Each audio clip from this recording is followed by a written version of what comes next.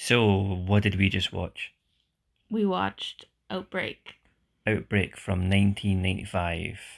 And why are we watching it? Because of the deadly virus, carnivorous virus, carnivore virus, Something like that. the coronavirus. Yes. Coronavirus is alive and real, and it's coming for all of us. It's in China right now, and yeah, people are legit dying, and it's horrible. But we decided to have a double whammy evening of virus movies, Virus related. starting with Outbreak. Terrible. I don't know if it was terrible. Outbreak came out in already differing opinions. Outbreak came out in 1985, right? What do you remember? Do you remember the first time you watched Outbreak? No, but I do remember reading about the Ebola virus, which was around that time. So I think it was inspired by that, wasn't it? I'm not sure. Can't tell. But I remember reading about Ebola back then and was fascinated. But I don't remember watching this movie. What about these diseases? Do you get scared when you see stuff like that on the news? Do you think of Outbreak? Yeah. Especially Ebola and the hemorrhagic ones are really gross. It's pretty horrifying. Yeah, the bleeding from the eyes and shit. Yeah. Creepy. So we are as of now, February 2020, and we are not yet suffering the effects of the coronavirus. No. So maybe in the future, we won't be here anymore because it will be dead. From the coronavirus? Yeah. Yeah, maybe. Or just from watching movies like this. Ooh, technological viruses. So I remember watching, I first saw Outbreak. I guess we must have rented it out from Blockbuster or something, VHS. And I was bored by it.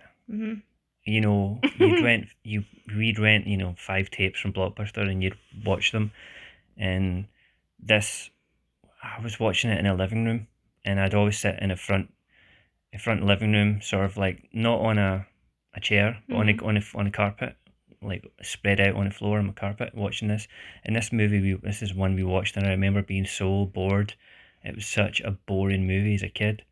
I wasn't scared or into it in any way. I was just like, this is so long. I'm waiting for it to end. Yeah, and when we watched movies as kids, you were there for the whole movie. You couldn't leave. Yeah, so you could leave, right? There was, you could leave the room, whatever, but it was more like you're strapped down. You're watching this movie to the end. You're committed. You have rented this. Yeah. This is a rental. So I was so bored, and so I've not seen it since maybe 96 or 7. Let's say 97. Not seen it since. So what are your impressions now then? My impressions now that it's over. Schlockorama. That's just that word. It's not even a word. Schlockorama. That's it. I mean, even the start, like the scene in Nigeria, I think it is, or Zaire, yes, and they carpet bomb the town and all that stuff, and it ends with a big explosion, and the first thing you see in the explosion is Dustin Hoffman. Boom. Right, it's like boom, we've got a movie star, and here's another movie star. It's like Morgan Freeman, Kevin Spacey, Benny Russo, Donald Sutherland, freaking. Oh damn. There's a lot and there's people like Cuba Gooding Jr. There's other people as well. I forgot JT Walsh. It's got so many cool actors in it, right? And yet. What it is it's the 90th movies I've ever seen. I didn't say that right. It is the most 1990s movie. Yeah, the most 1990s, yes, and it absolutely is. Yeah. It's filmed in a really stagey way. The writing in this movie is bad. Too many names in the conversation. If anybody wants to watch this movie, here's how it'll go. Hey Sam, I just want to come into your store to buy some food. Sam, how are you, Sam? You continue. You can be the shopkeeper. Oh hey Robbie, how's it going? I'm good, Robbie. No, sorry, you're Sam. Yeah. Are you Sam? Robbie? Yeah, Robbie. Oh, So Robbie's. I remember. Yeah, I just want to buy this food here, Sam, because you're Robbie. Yeah, no problem, Sam. Okay, Robbie. Robbie. All right, Yeah, cheers, that's Sam. me. You That's get so you bad. get to learn. You get in this movie. You get to learn every single side character, and even even not even characters. They're just faces that appear in the movie. You get if you get to know their name. Like there's You're everybody you're on like a first name basis with everyone with in this everyone, movie. and Oh, every single time you hear people talk, they talk and they mention their name it's so constantly, and irritating. it's so irritating. And it's a bad writer because it's one voice. The one voice has written this script, and he's writing it the way he's wrote it. This I can't. It's hard to explain, but he's written this movie the way he thinks. So So it's his everybody voice. is him. Everyone is him. Yes, everyone speaks like him. Everyone is him. It's kind of like a Tarantino movie. Mm. People don't speak in a Tarantino movie like in real life. They all sound like Quentin Tarantino. Mm. And this movie is the same problem. If he was a good writer, I don't know this guy. Me and you, we're not technical people. We're just having fun. No, we don't know what we're talking No, about. we don't know what we're doing. Who So did write this? No, no, someone not very not good. very good. No. I think this writer is a technical writer. Like he's technical. He gets all the information in there too much. It's exposition city. It's constant this thing and that Mm-hmm. thing, dropping information. Characters are there to exist to drop Is that like information. a Tom Clancy novel? It felt like it, didn't it? It felt like a Tom Clancy novel. I've never read one, but isn't his just all about like technical stuff and then More like Robert Ludlum, the Bourne movies. His yeah. novels were really technical, and I Uh-huh. tried to read one time, and it was Boring. so boring, and that's just not my cup of tea. Yeah. And this movie is trying to do that. Maybe it's keep it like reality. Everything is like But form. everything seemed really cartoony. Like everybody's reactions were over the top and like hysterical and Mm, it was stagey, yeah. theatrically stagey. Not and the town didn't look real. No, and the residents of the town didn't look real. No. They looked like actors. I mean, I know Like they're bad actors, but 90s. and I wanted to look behind the stores to see the wood the wood posts holding Yeah, in the back. holding them up. Yeah, looked like a revamped Wild West town. Yeah. Yeah. So this is just an awkward movie, like awkward and full of clunky dialogue. And Yeah. my biggest problem with this movie is Dustin Hoffman. Terrible lead. Terrible. What do you think of Dustin Hoffman in this movie and his performance? Well, I mean, I'd rather get the virus than work with him. Did you think You see when he went on that rant? It was like just what freaking out on rant? everyone. He went on a million rants. He was like a piece of shit. He was terrible, yeah. If he was your boss, you would hate going to work. Yeah. He's always just he's got no he can't emote. He doesn't emote. His face doesn't move. It's like he's wearing a mask. And I guess he was in Dick Tracy. Huh? He was a character in Dick Tracy, Dustin Hoffman, and he looks like he does in Dick Tracy. He's just wearing a mask. His face looks like a mask, and his mouth moves and says words at But the various eyes aren't tones. there. Yeah, but he's not into it. Yeah. So he's just so annoying. Like swearing, all not swearing, but always constantly ranting and ranting and then Yeah. complaining. Like super emotional. Yeah, and childish. Yeah. Yeah. So I remember the scene with the duct tape. He walks in and he's got a tear. It's like Yeah. just fucking duct tape it, you know. It'll be fine. You know what? That's probably legit. That's probably something to do. That's Duct how tape. they do. Like MythBusters says, duct tape is the best thing ever. So microscopic viruses can't just find tiny holes in duct tape? yeah, just duct tape. Like if you wanted to stop the virus chimp monkey, just duct tape. Just duct tape it. Just duct tape its mouth closed. Rennie Russo is dying with the virus. She's sick, and you just walk up and give her a bit of duct tape. It's fine. It's all right. It's the antibodies in the duct tape that heal it. Sheets. And the antivirus or whatever, it looked like piss. It really really did. Really cloudy. It looked like it just looked like. I was. You said that you hate monkeys. When we were watching this, you hate monkeys. Yeah, they scare me. I don't like the looks of them. Any kind of monkey. I don't like the Hoffman's his arc. Right, he's the guy who's wrong. His wife doesn't love him anymore. She's even taking the dogs, and he goes to work, and for some reason, no one believes what he says. He says, "Oh, this virus is really bad. Trust me, it's just this horrible monster. I've never seen it like this before," and no one believes him. He's the guy who you should believe, right? It's his job to sort these things out. So if he says something that's a big deal, you would be like, Oh shit. pay fucking attention. Yeah. You wouldn't be like, we don't quite believe you on this one, stop doing this, stop doing that. That's Hollywood. not how it works. Yeah. And Cuba Cuba? Gooding Jr. You know what he was in this movie? The everyman? He was the Mary Sue in this movie. He was the Mansu. The Mansu. He was the Mansu. Explain. Well, he worked for the CDC, is that what they called it? Did he work for that? Yeah, he was one of the I guess that's no. He was one of the scientists, right? And he's working in the lab with them. Remember? And yeah, then but isn't the first time we meet him in the plane and he's all like puking in his suit. Remember, he's vomiting in his suit. Yeah. And then he sees Ebola for the first time.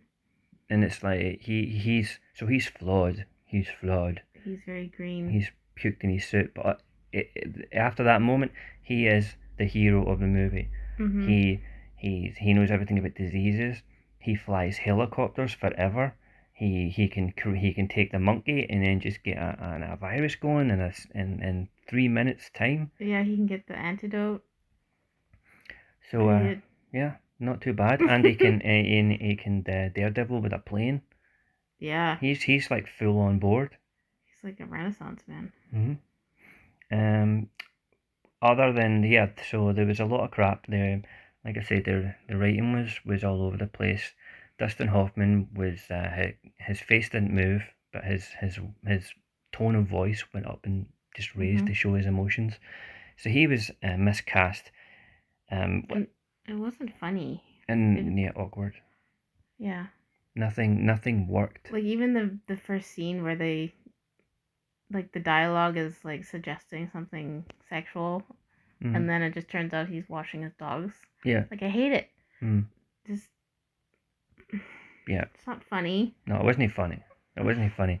And I'll give the writer credit in that I think that he got the technical aspects right, of the disease and how far it spread and how he described the information so that we knew what was going on as the audience. Yeah. Because it's all technical babble that's probably hard for ordinary people like us to. They dumbed it right down. Yeah, they dumbed it down just the right way, I think. So we know what's going on, right? This movie has one of those 90s cliches, and that is the text at the bottom.